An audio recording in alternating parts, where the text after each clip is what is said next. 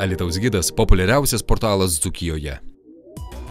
Spalio 10 savivaldos diena, tačiau šį sykį paminėta kiek anksčiau. Penktadienį Alytaus rajono savivaldybė atvykę interesantai buvo šiek tiek sutrikę. Administracijos darbuotojai juos pasitiko dalindami saldainius.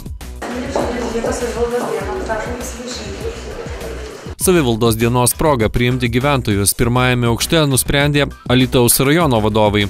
Interesantai buvo kiek nustebę pamatę prie vieno iš langelių sėdint rajono merą.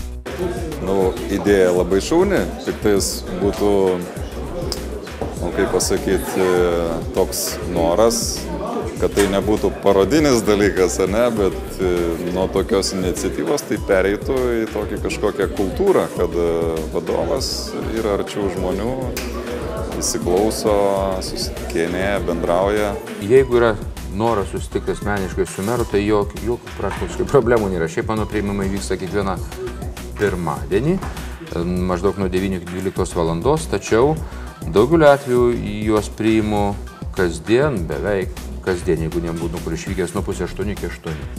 Tai iš tiesų ir paskambina, ar seniūnas paskambina, tiesiog kaip pats klientas paskambina, ar yra kokių reikalų, tai žodžiu, beveik kiekvieną dieną, nuo 7:30 iki 8.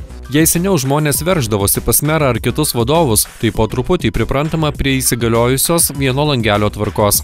Tiek direktoriai, tiek pavaduotas mero mes ne kartą čia užeinam, nebūtinai į kėdę sėdamės, bet tiesiog pažiūrim, kaip veikia ir mūsų, sakykim, naujas produktas, nesenai pradėjo veikti toks visavertis langelis ir tai yra vartai į savivaldybę ir mums labai svarbu iš tiesų, kad čia žmogus gautų tinkamas paslaugas, kad čia atsakingi žmonės sėdėtų, tai kaip sakiau, vartai į savivaldybę.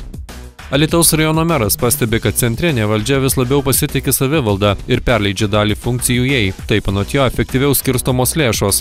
Paskutiniai atvejai parodė su socialinėm išmokom, kitom išmokom iš tiesų, kuro kompensavimu parodė, kad savivaldybės labai puikiai tvarkosi. Ir atėjo laikas iš tiesų daugiau duoti valdžios, kai tuo tarpu ir Europoje daugelį valstybių tos valdžios, ypatingai skirstant regioninius pinigus, yra daug daugiau. Savivaldos diena minima nuo 2007-ųjų. Viso Lietuvoje yra 60 savivaldybių. Alytaus gidas – populiariausias portalas Dzūkijoje.